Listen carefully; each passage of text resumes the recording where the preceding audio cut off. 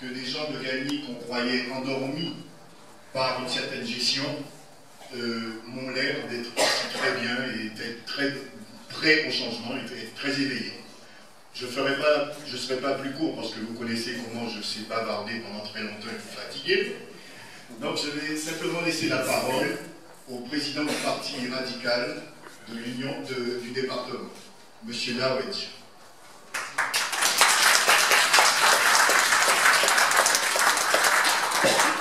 Bonsoir à toutes et à tous. Moi, je suis très heureux ce soir d'être parmi vous.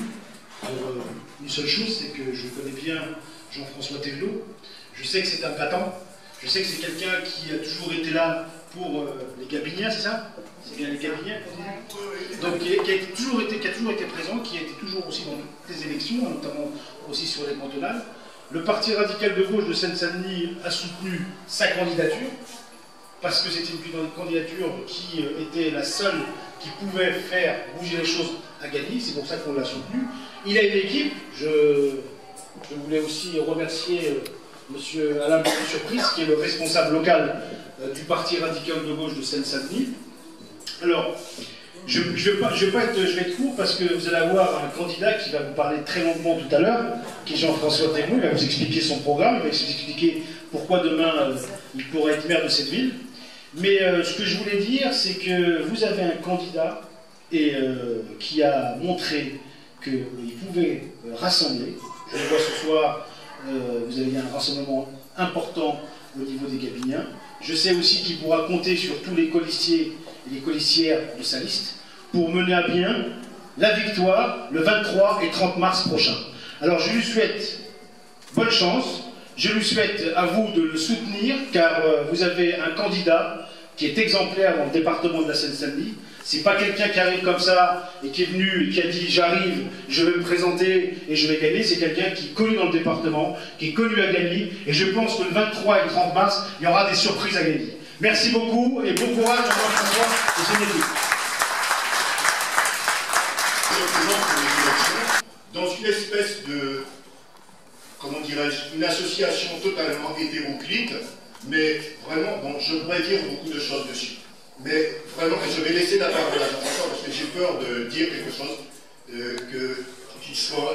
qu'il va répéter après. C'est à lui, il appartient de présenter son programme. Mais vraiment, vous pouvez faire confiance à Jean-François Thévenot. La politique que nous avons menée sur cette ville ne sera jamais une politique à la télé. Ne sera jamais une politique de gauche, mais d'une gauche égale à la droite.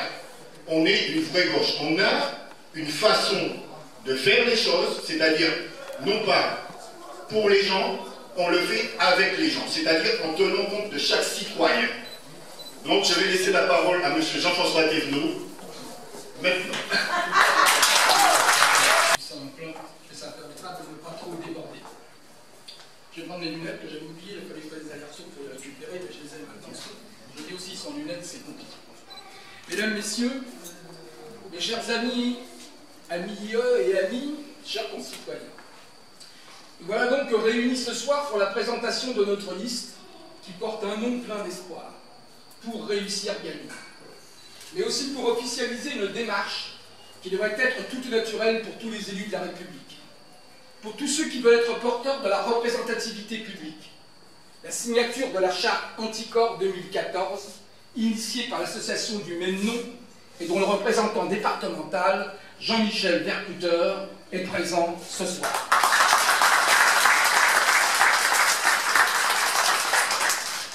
Merci à toi, Jean-Michel, de ta présence. Merci à toi, mon cher Ahmed, et également pour des mots que tu viens de prononcer, président départemental du Parti radical de gauche, membre du bureau national de mon parti, mais aussi maire adjoint d'Aulnay-sous-Bois et infatigable militant du radicalisme républicain. Tu as été déjà à notre côté dans des réunions importantes ces dernières semaines. Tu es encore là ce soir. Sois aussi remercié pour toute l'énergie que tu mets à notre service. Merci aussi à vous tous d'être là ce soir. Votre présence fait chaud au cœur. Vous êtes tous le fruit de rencontres, de dialogues, de débats, de sympathies partagées.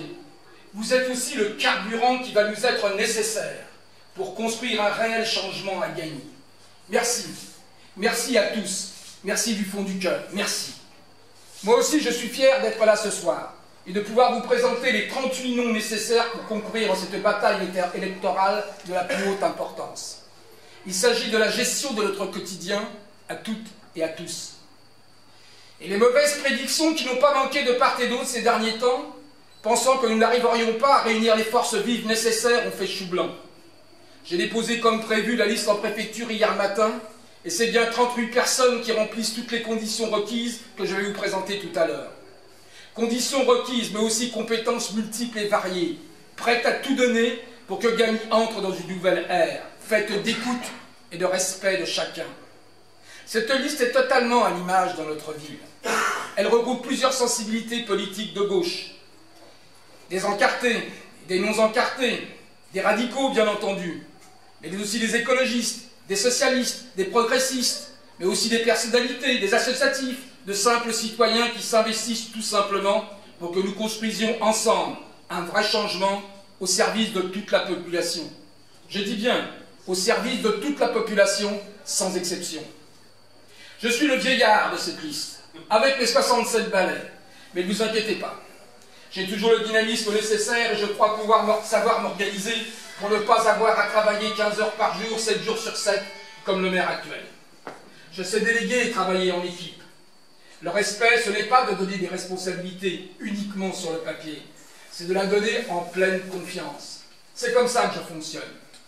Même si on ne sait plus, si on a le droit de le dire, je suis un homme normal, porteur de profondes convictions, d'honnêteté et de justice, certainement façonné de par mon milieu familial, mais aussi par mon trajet de vie. Voilà 25 ans que je suis élu municipal sur ce département de la Seine-Saint-Denis. À Aubervilliers d'abord, une ville rue des Temples, mais j'ai toujours au fond de moi de bons souvenirs, où j'ai appris, où j'ai accumulé les expériences de gestion, comme président de groupe, puis comme maire adjoint à la jeunesse. Et depuis 13 ans, je suis au conseil municipal de Gagny, la parole d'une opposition responsable, d'abord en tant que président du groupe socialiste et maintenant du groupe radical de gauche. Durant toutes ces années, tous mes votes, sans aucune exception, m'ont été dictés, loin d'un état d'esprit partisan, uniquement au compte de l'intérêt général. Et contrairement à d'autres opposants, je ne me suis jamais présenté pour devenir maire adjoint du maire sortant. Et puis cette liste que je vais vous présenter tout à l'heure, c'est aussi la jeunesse.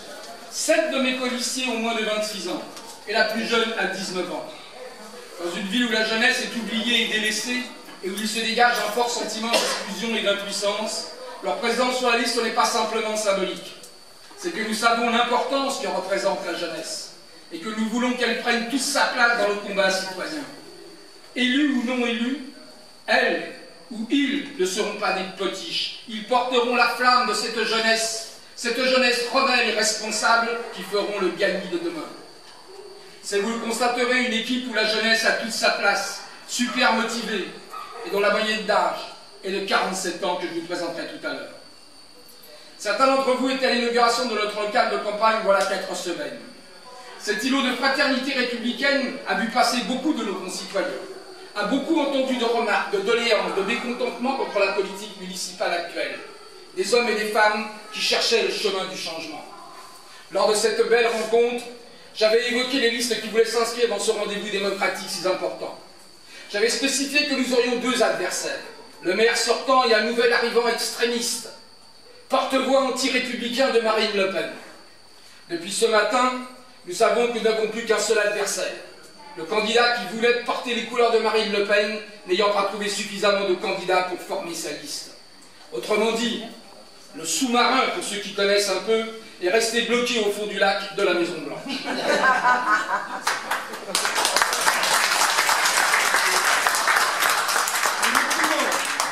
Nous ne pouvons que nous réjouir de cette situation, qui démontre que les propos démagogiques attirent parfois, mais qu'il est plus compliqué de trouver les moyens de leur mise en application.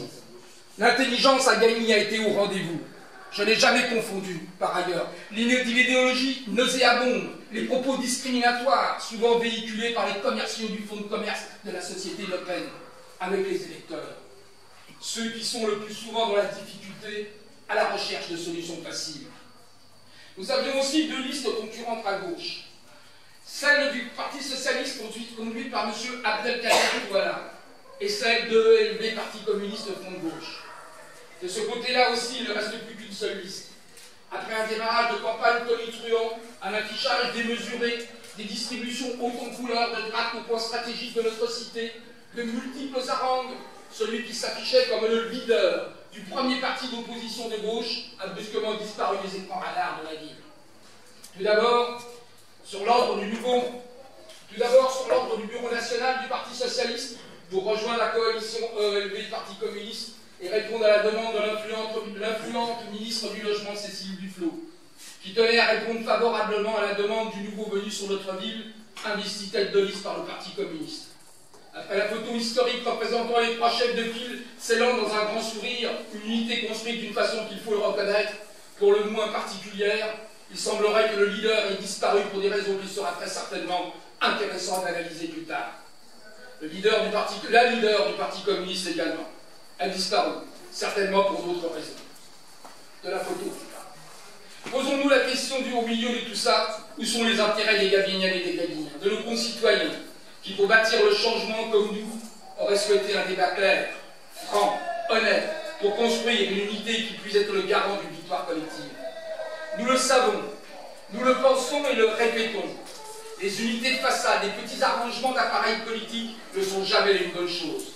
Nous croyons au langage de vérité et nous continuons à le tenir durant toute la campagne dans le respect du pacte républicain. Sûrs de notre stratégie, nous sommes appuyés sur nos convictions, la détermination, le dynamisme, le courage et la confiance dans tous ces électeurs que nous rencontrons depuis déjà de longues semaines et qui sont en attente et à la recherche du changement et du renouveau. Notre seul adversaire, politiquement s'entend, est le maire sortant Michel Tellet et son équipe. Enrichi par les différentes réunions des ateliers de l'avenir que nous avons tenus ces dernières semaines, notre programme sera dans toutes les boîtes aux lettres dans les jours qui viennent. Nous continuons sur Gagny, notre Gagny tour dans tous les quartiers. Nous continuons à tenir notre permanence tous les jours au 55 avenue Jean Jaurès. Nous continuons notre présence sur les marchés et durant une dizaine de jours, nous commenterons nos nombreuses propositions sur notre blog et Internet. Je vous donne rendez-vous dès demain sur le marché des amandiers, mais aussi devant le Monoprix, et l'après-midi au quartier des Peupliers, Camus, si j'ai bonne mémoire. Et encore et surtout, je vous donne également un rendez-vous important. Le 20 mars prochain, dans cette même salle, pour notre grand meeting de fin de campagne de premier tour, en présence de notre ami député du Rhône et adjoint au maire de Lyon, Thierry Braillard. J'ai conscience d'avoir été un peu long pour ce préambule, mais je vous demande encore un instant d'attention. Nous avons trouvé intéressant de présenter notre liste, et le même jour d'officialiser la signature de la charte proposée par l'association Anticorps. Parce qu'il ne s'agit pas pour nous d'une simple signature, mais d'un engagement que je prends, et qui est aussi celui de toute une équipe qui croit profondément aux valeurs de la République. Ce n'est pas un hasard si mes amis Alda Lebêtre et Excellent Dieu-Mort, tête de liste radicale dans le département, ont adopté la même démarche. C'est parce qu'il s'agit des règles fondamentales de la République et que nous croyons sincèrement à la liberté, à l'égalité, à la fraternité, à la laïcité et que chacun de ces mots contient la notion du respect des autres. Je ne vais pas vous en dire plus. La charte est à lire dans son intégrité et elle est à votre disposition sur la table, plutôt sur le meuble qui est là près de nous. En la lisant, vous verrez qu'elle peut être signée par tous, de tous ceux qui se réclament de la République. Mais le ton tout de même que nous sommes les seuls aujourd'hui, si je ne me trompe pas, nous sommes les seuls aujourd'hui à Gagny à avoir pris ces engagements.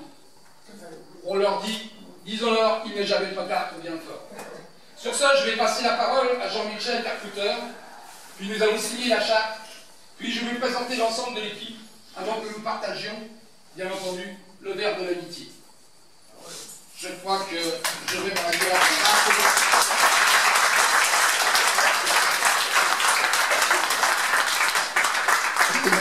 Est lié au fait de la montée principalement de l'abstention, mais aussi du vote, le vote de Le Pen, grosso modo, lié au sentiment qui peut paraître justifié du tous pourris. C'est-à-dire que le manque de confiance complet des électeurs, des citoyens envers leur classe politique. Ceci lié à tout un tas de scandales, à tout un tas qui l'ont fait d'ailleurs depuis 12 ans, que de croître et d'embellir. On en a encore eu un ce matin, je crois. Donc, chaque jour, il y a quelque chose de nouveau. Et donc, c'est quelque chose qui est très partagé, mais qui est aussi très dangereux. Parce que du coup, les élus, alors qu'il faut bien dire, c'est quand même pas vrai totalement. Il y a énormément d'élus qui sont tout à fait honnêtes, qui font bien leur boulot, qui remplissent qui travaillent pour le bien commun, qui travaillent pour les services publics, etc., etc. Et par contre, il y a quelques moutons noirs, enfin, il y en a quand même un certain nombre. Donc, il ne faut pas nier le truc. Donc, au fil des années, Anticor a pris le principe de présenter des chartes à chaque élection, assignées par les candidats. Et celle-ci, au municipal de 2014, est particulièrement rigoureuse. C'est-à-dire qu'elle s'adresse, alors effectivement, tout le monde, toute la liste peut être d'accord, bien sûr, mais elle s'adresse personnellement à la tête de liste, au candidat tête de liste, qui s'engage, et à la limite, qui s'engage contractuellement, et qui pourrait, à la limite, être en justice avec l'association Anticor. Hein, c'est-à-dire qu'il y a 7 clauses très importantes de transparence. Alors, la première, la plus importante, mais c'est pas ton cas, je crois, c'est de non-cumul des mandats. Parce que ça, je crois que c'est partagé vraiment maintenant par tout le monde. On en a marre, nous, en tant que, là je parle à mon niveau personnel, de ce cumul qui est ridicule. Je ne vois pas quel homme peut à la fois être député et maire d'une ville.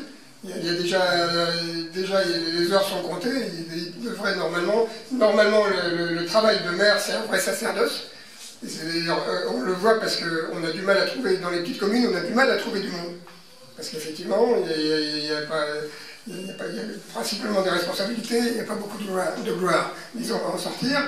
Alors qu'en France, bon, c'est un grand mouvement qui va prendre, à mon avis, très longtemps, parce que c'est un peu propre à notre pays, c'est-à-dire que c'est principalement l'effet des partis, l'effet des choses comme ça, mais c'est des carrières, quoi. Alors qu'au lieu, on pourrait imaginer qu'un maire, par exemple, il vienne de la vie civile, il a envie de faire des choses, il les réalise pendant quelques années, et après, il retourne à son travail, à sa profession, etc., etc., mais il ne fait pas une carrière. Donc en France, on se retrouve avec une longévité incroyable, avec des gens, enfin, je sais pas, je dis au hasard, c'est pas spécialement lui, mais Fabius, bon ben, on a du mal à imaginer qu'il n'y a pas des gens plus jeunes qui soient capables de faire le travail. Et donc, ça c'est un grand mouvement, il faut arriver à ce que les... Et donc, le problème aussi, c'est que quand on se retrouve au pouvoir, même une mairie, hein, ça paraît, bon, une mairie, il y en a je sais pas combien, 36 000 en France, dans une grande ville, c'est très important, et plus la mairie est importante, plus on a de pouvoir, et plus on a de pouvoir, plus on est la cible. On est la cible de tout un tas d'intérêts, parce que par exemple, bon, le principal source de corruption, c'est les appels d'offres, c'est le bâtiment, c'est les constructions, parce que là, il y a beaucoup de sous, hein, que ce soit des promoteurs, même les travaux, les voiries, etc. Là, c'est des entreprises privées qui sont prêtes, effectivement, à corrompre les gens qui ont une parcelle de pouvoir, et qui vont le faire, hein, ils le font. Alors, en plus, quand c'est beaucoup plus haut au niveau de l'État, c'est ce que je pense personnellement, c'est qu'il y a derrière le lobbying aussi, c'est qu'on va chercher.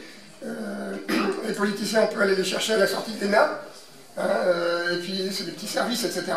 Et quand on se retrouve à la tête de l'État ou pas trop loin, eh ben, on a des retours d'ascenseur à assurer. Donc ça, c'est quelque chose qu'il faut casser, qui est assez propre à la France. Hein. Dans le Nord, c'est pas du tout comme ça. Il y a toujours l'histoire qui court de, je sais pas si c'était une ministre danoise. Oui, c'est ça.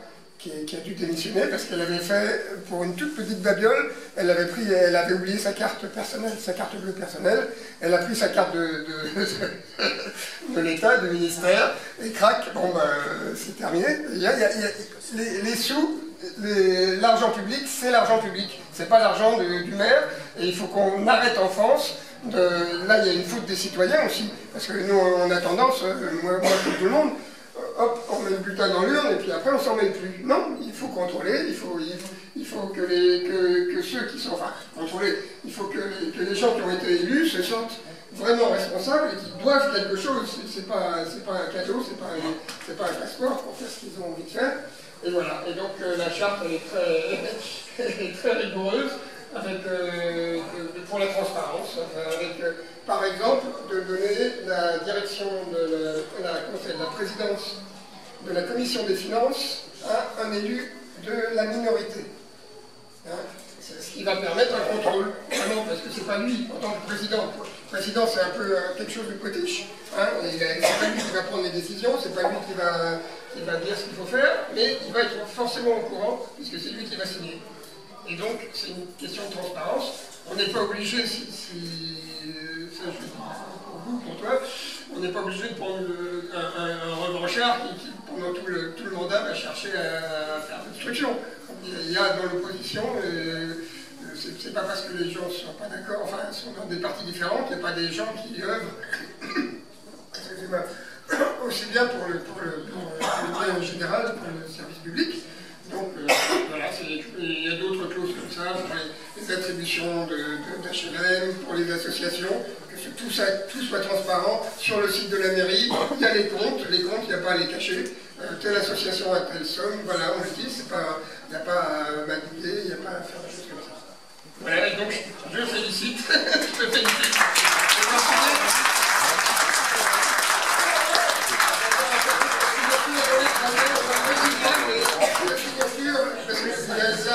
Ça commence à affluer. Au dernier moment, les gens pour l'instant, il y a dans le genre de 400, 450 signatures, ce qui n'est pas beaucoup, mais bon, c'est toujours ça.